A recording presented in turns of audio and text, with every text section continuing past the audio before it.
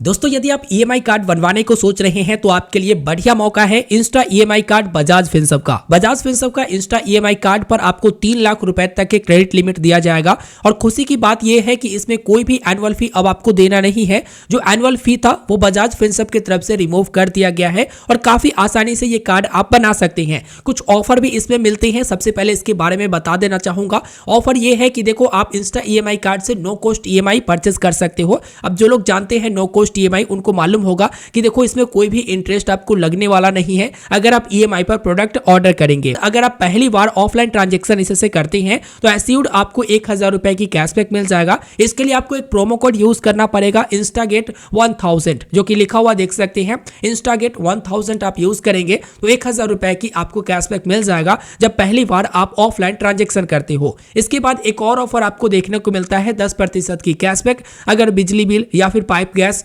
जो भी bill payment करते हैं उस पर आपको 10% की कैशबैक देखने को मिलेगा जो कि बजाज की प्राइम मेंबरशिप। अगर आप बजाज के प्राइम मेंबरशिप है तो आपको 10% की कैशबैक ऑफर मिलेगा। इसके लिए आपको प्रोमो कोड यूज करना है इंस्टा बिल सेवर जो कि आपको प्राइम मेंबर के लिए ये ऑफर लाया गया है। इसके बाद एक और ऑफर मिलता है जिसका प्रोमो कोड है इंस्टा सोनी फेस्ट। इसमें आपको सोनी लिव का 6 मंथ का सब्सक्रिप्शन आपको मिल जाता है जो कि बिल्कुल फ्री में दिया जाता है। अगर बात करें तो बाकी सब चार्जेस बजाज फिनसर्व की तरफ से हटा दी गई है और कुछ आपको नॉमिनल फी देखने को मिलता है जो कि हिडन चार्ज विशेष तौर पर आपको देखने को नहीं मिलता है। इससे आप smartphone, smart TV, refrigerator, air conditioner जो भी आप परचेस करना चाहते हैं, लैपटॉप वगैरह, वो काफी आसानी से परचेस कर सकते हैं। आप इस कार्ड को Amazon, Flipkart, Vijay sale, Croma, Reliance Digital, IRCTC विभिन्न जगहों पर इस्तेमाल कर सकते हैं। एक्सक्लूसिव ऑफर आपको देखने को मिलता है जिसमें मैंने आपको बताया 419 वाला सोनी लिव का सब्सक्रिप्शन जो 6 महीने के लिए आता है वो बिल्कुल फ्री में आपको दिया जाएगा और कैशबैक आपको फर्स्ट स्टोर ट्रांजैक्शन पर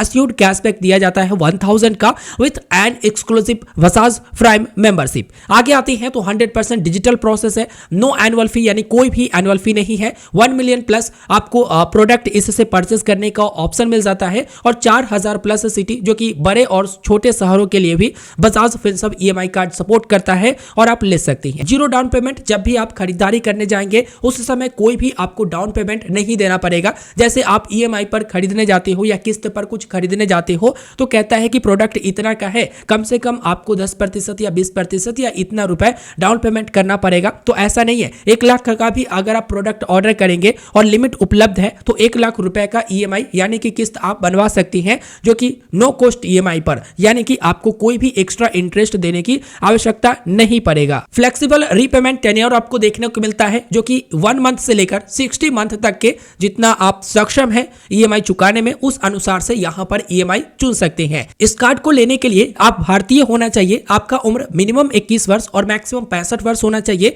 इनकम का कोई रेगुलर सोर्स होना चाहिए और क्रेडिट स्कोर में ये नहीं लिखा गया है कि आपका इतना क्रेडिट स्कोर चाहिए या उतना चाहिए। क्रेडिट स्कोर में as per Bajaj finance risk policies बताई गई है, यानी बजाज फिनसर्व का अगर कार्ड अप्रूवल हो गया, अगर आपका 0 स्कोर भी है और कार्ड अप्रूवल हो गया तो आपको मिल जाएगा। डॉक्यूमेंट के बारे में बात करें तो आमतौर पर सभी के पास होता है, जैसे आपका पैन नंबर, आधार नंबर केवाईसी के लिए, बैंक अकाउंट और IFSC code e mandate registration के लिए। बिना देर करते हुए चलते देखते हैं कि किस तरह से ये कार्ड अप्लाई होता है। जब आप अप्लाई करते हैं पहली दफा तो आपको ज्वाइनिंग फी 530 पे करना होता है। आइए दिखाते हैं किस तरह से इस कार्ड को अप्लाई करना होता है। इसके लिए आपको यहां पर 3 लाख रुपए लिखा हुआ, इसके नीचे आपको अपना मोबाइल नंबर दर्ज करना है और गेट इट नाउ पर क्लिक करना है। गेट इट नाउ पर क्लिक करने के बाद आपके मोबाइल नंबर पर एक ओटीपी भेजा जाएगा। वह ओटीपी आपको यहां पर फिलअप करना है। ओटीपी फिलअप करके आपको सबमिट ऑप्शन पर क्लिक करना है।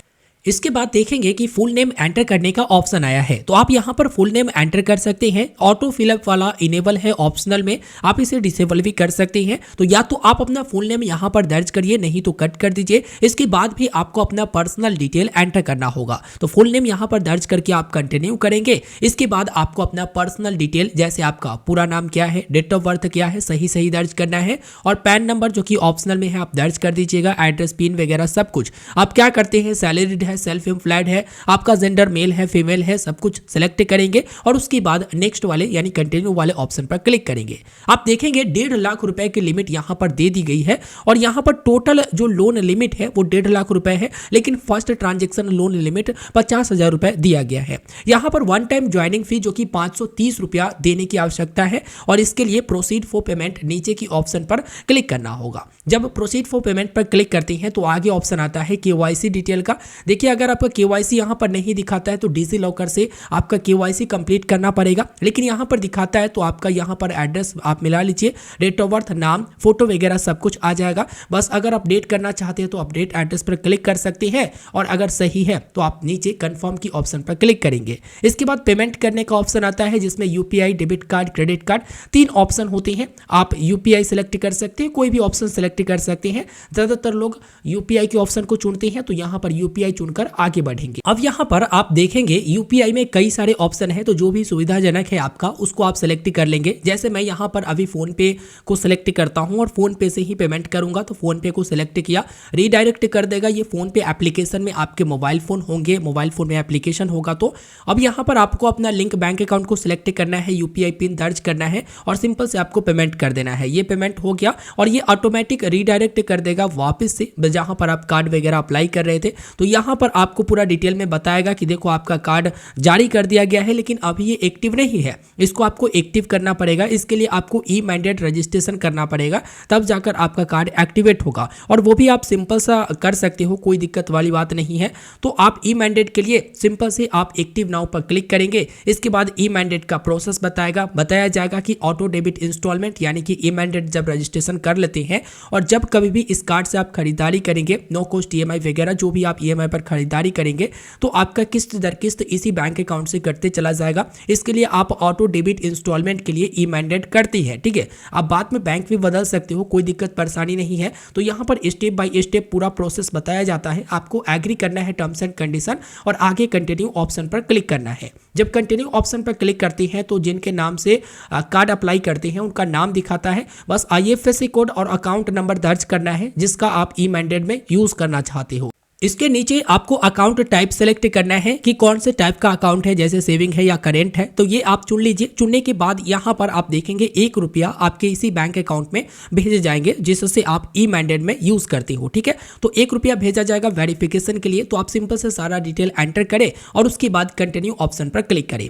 अब यहाँ पर आपको रजिस्ट्रेशन मोड चुनना है कि डेबिट कार्ड से रजिस्ट्रेशन करना चाहते हो या नेट बैंकिंग, जो भी सुविधाजनक लगे आप चुन लीजिएगा। ज्यादातर लोग डेबिट कार्ड ऑप्शन को चुनते हैं, तो डेबिट कार्ड ऑप्शन चुनकर कंटिन्यू करेंगे। अब यहाँ पर एसबीआई ऑप्शन को चुनते हैं, तो एसबीआई में कई सारे ऑप्शन है, नेट बैंकिंग, एटीएम कम डेबिट कार्ड। तो एटीएम कम डेबिट कार्ड वाले ऑप्शन को चुन लेते हैं ताकि डेबिट कार्ड वाले ऑप्शन से पेमेंट हो जाए। आगे बढ़ेंगे तो कार्ड डिटेल कुछ लॉगिन करने के बाद ऐसा बताएगा, आप यहाँ से कंफर्म कर देंगे। कंफर्म करने के बाद आगे बढ़ेंगे। आगे बढ़ने के बाद आप देखेंगे यहाँ पर जो कार्ड होल्डर नेम है, उसके बाद एक्सपायरी और कार्ड का जो पिन है, कैप्चा है, वो फिलअप करके आपको प्रोसीड करके पेमेंट कर देना है। तो आप यहाँ पर पेमेंट कर देंगे। पेमेंट करने के बाद आपका ई मैंडेट सक्सेसफुल रहता है, ठीक है।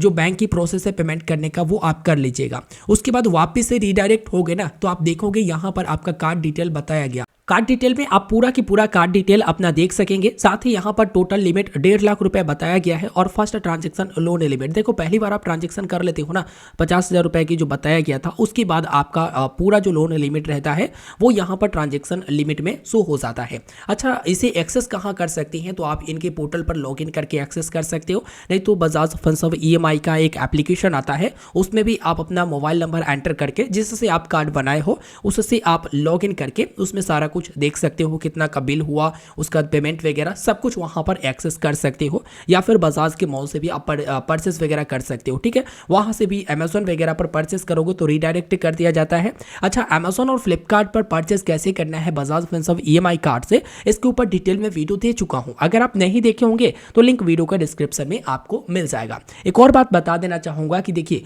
Bajaj Finserv EMI card apply करने का लिंक मैंने वीडियो के डिस्क्रिप्शन में दे दिया है, वहां से आप क्लिक करके इसे अप्लाई कर लेंगे, ठीक है। आपका भी थोड़ा सा बेनिफिट और मेरा भी हो जाएगा। इस वीडियो को लाइक कर दीजिए, अपने दोस्तों तक शेयर करें और चैनल पर नए हैं तो सब्सक्राइब जरूर करें। कोई दिक्कत है कमेंट करें। धन्यवाद।